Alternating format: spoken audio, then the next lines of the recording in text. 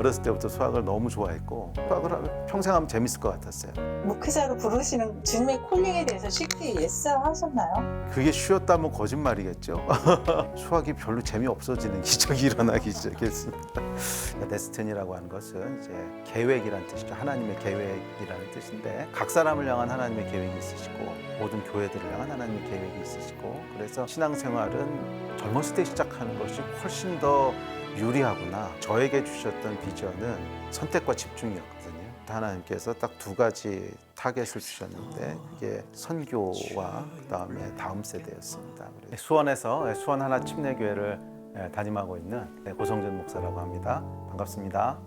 고성진 목사님께서는 선교적 교회를 어떻게 정의하시고 그 교회를 이루어가는 과정 중에서 가장 중요하다고 생각되어지는 것은 무엇인가요? 그 선교적 교회에 대한 여러 가지 정의들이 있는데 제가 정의하는 정의는 데스티니하고 맞물려 있다고 생각을 합니다.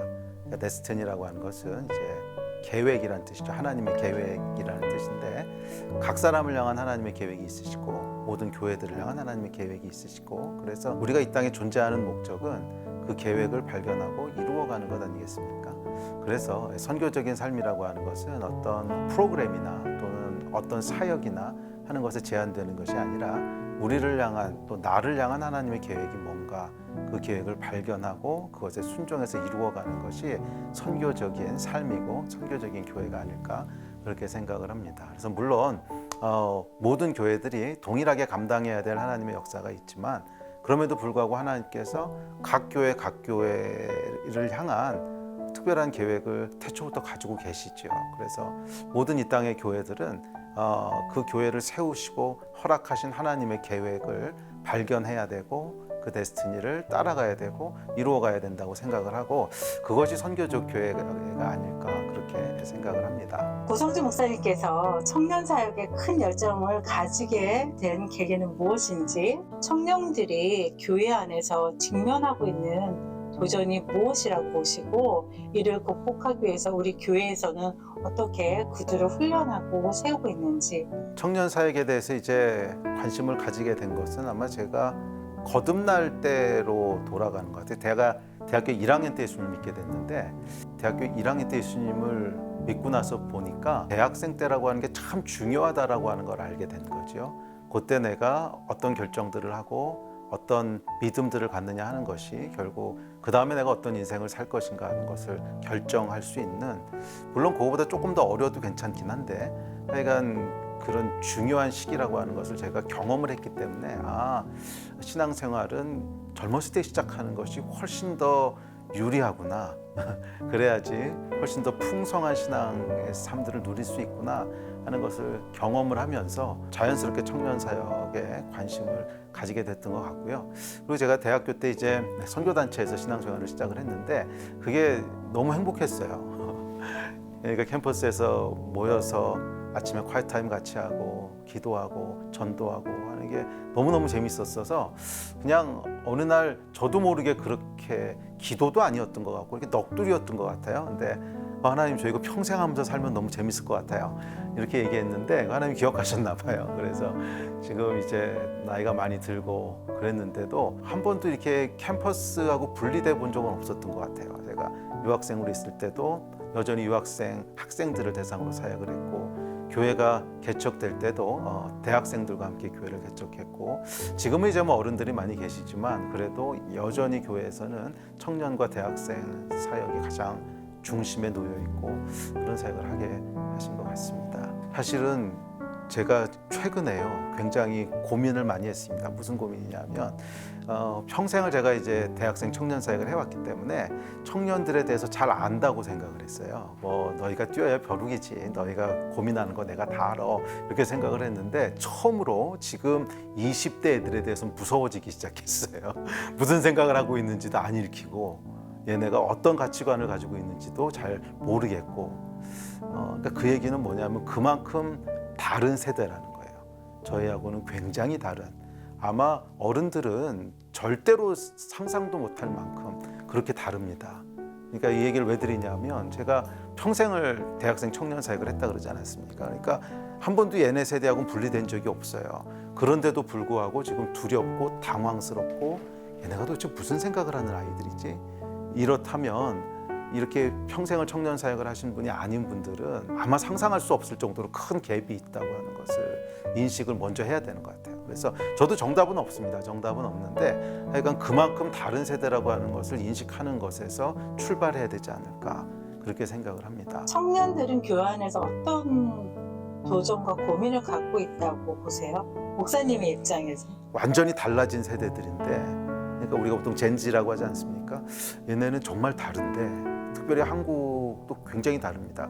뭐 예를 들어서 이 세대의 큰 고민 중에 하나는 이제 페미니즘을 중심으로 한 남녀 갈등 이런 것도 굉장히 중요한 이슈고요. 젊은 자매들 같은 경우에는 그 자매들의 눈에 교회가 굉장히 부조리한 집단으로 보이는 거죠. 불공평하고 남성 중심적이고. 근데 저희 세대만 해도 그 특별히 리더십들이 교회 안의 리더십들은 주로 다 남성에게 있지 않습니까? 그러다 보면 전혀 거기에 대한 감이 없는 거죠.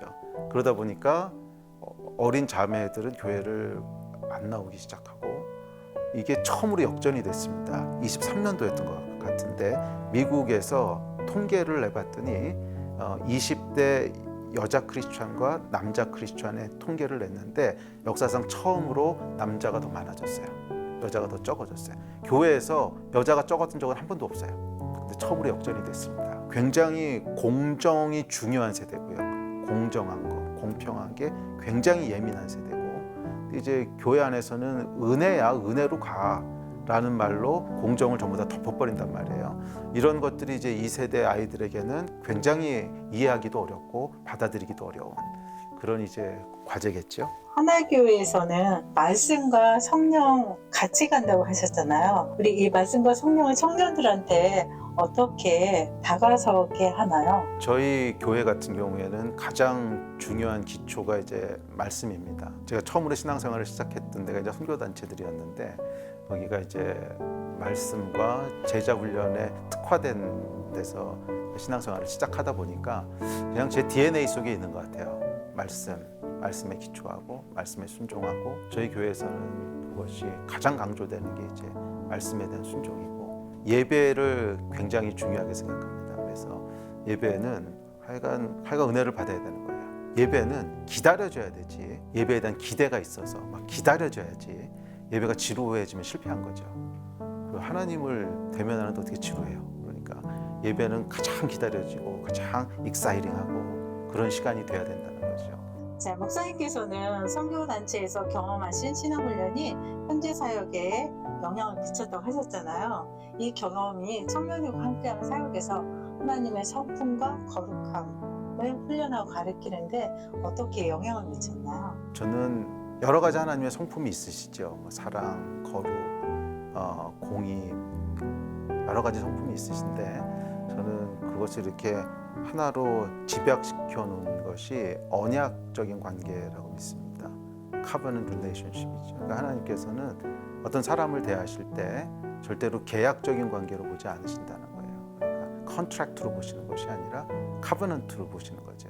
그래서 언약적인 관계라고 하는 것은 뭐냐면 마치 결혼과 같은 관계를 얘기하는 거죠. 그러니까 그 사람 자체에 대한 존중 그리고 이것은 어떤 목적을 위해서 우리가 계약을 맺는 것이 아니라 그냥 우리가 하나님 안에서 한 형제고 한 가족이고 그래서 영원히 함께할 사람들이고 하는 그러니까 이게 뭐냐면 그게 사실 저는 사랑의 속성이라고 믿습니다. 사랑은 무례하게 향치 않고 존중하고 하는 이게 이제 함축되어 있는 것이 언약적인 관계라고 믿고요.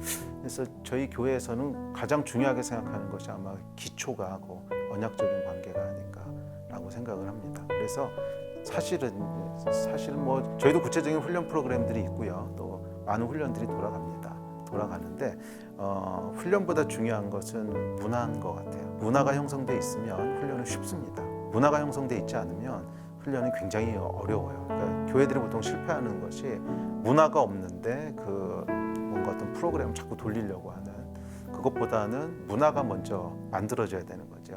제가 처음에 교회를 그러니까 개척했을 때 24년 전에 그때 당연히 개척되니까 사람이 많지 않죠. 학생들 한 7, 8명 그리고 어른들도 또 조금 그렇게 있었는데 3년 동안을 뭘 했냐면 하루 3끼를 같이 먹었어요. 3년 동안 3끼를 같이 먹으면서 거의 같이 살다시피 하는 그러면서 그 3년 동안에 뭐가 만들어졌냐면 문화가 만들어지고 가치가 공유되고 그래서 제가 생각하는 걸 똑같이 생각하게 되고 하는 것들이 만들어지는 과정이었죠. 그렇게 3년의 시간이 흐르고 나서는 그 다음부터 목회는 생각보다 굉장히 쉬웠어요. 그러니까 뭘 이렇게 많은 말이 필요가 없는 거죠. 이게 이미 문화와 가치 속에서 많은 것이 공유가 됐기 때문에 그때 있었던 그 학생들은 다 사역자가 됐어요. 지금 100% 선교사가 되거나 아니면 목사가 되거나 그렇게 사역자가 됐고 그리고 이 언약적인 관계 속에서 결국 중요한 건 사람인 것 같아요.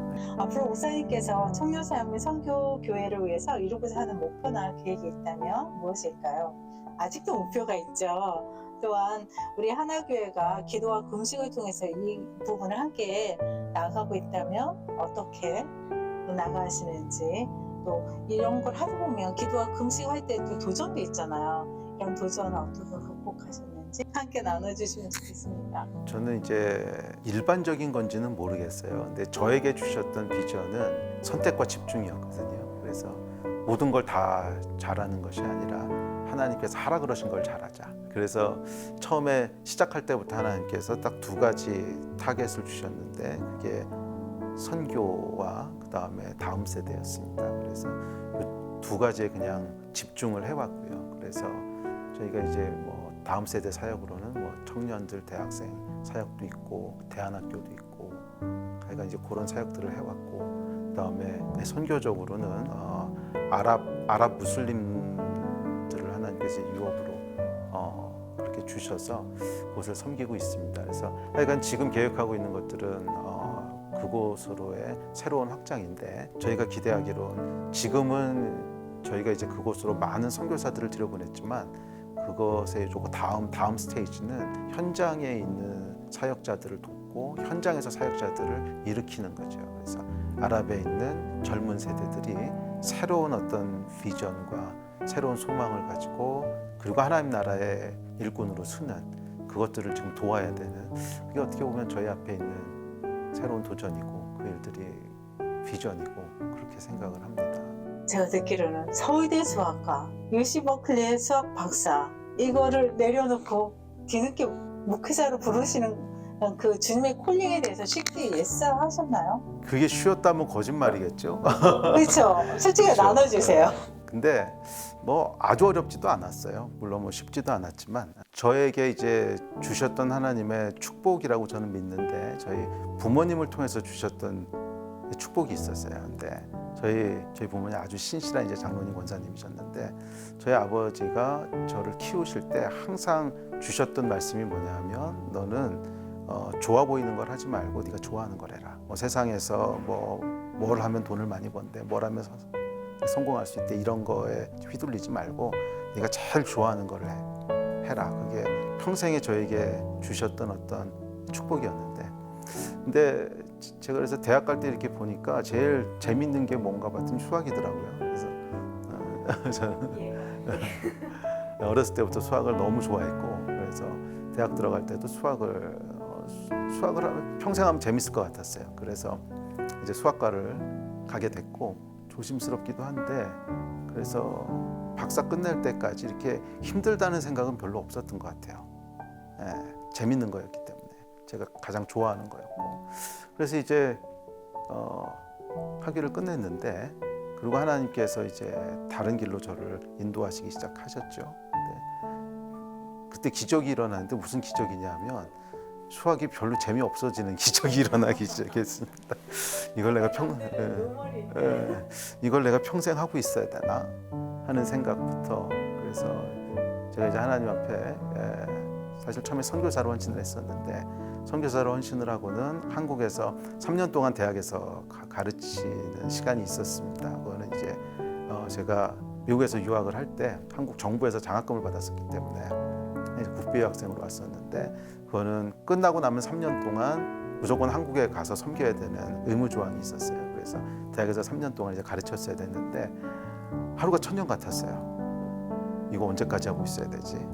제가 그렇게 될 줄은 몰랐어요. 너무 그냥 좋아했고 재밌었고 그것만 하고 있으면 시간 가는 줄 모르고 그랬었기 때문에. 근데 어느 순간 재미가 없고 이거 언제까지 하고 있어요? 언제까지 하고 있어야 돼? 그래서 3년 딱 끝내고 이제 교수직을 사임할 때 너무 행복했어요. 이제 안 해도 되는구나. 그만해도 되는구나. 그러니까 성경 말씀 그대로인 것 같아요. 하나님께서는 소원을 두고 행하게 하시지 우리가 싫어하는 걸 막 억지로 밀어붙이시는 분이 아니죠. 예. 그래서 저는 지금 목회를 하고 사역을 하는 것도 아주 엄밀하게 얘기하면 제가 좋아서 하는 거지 해야 돼서 하는 것하고는 조금 다른 것 같아요. 제가 좋아서 하는 거고 그게 가장 가치 있고 의미 있다고 생각을 하니까 하게 된 거고. 그래서 제가 사실은 그 대학에서 교수를 하지 않고 사역을 하겠다고 했을 때 저희 아버님이 이제 서울대 수학과 교수셨어요. 그한테 물어보시더라고요. 그게 진짜 제일 좋아하는 거냐? 그래서 좋아하는 거라고. 그럼 하라고. 그래서 시작하게 됐고 뭐 지금까지 후회는 없습니다. 구독과 좋아요는 사랑입니다. 만나에서 만나요.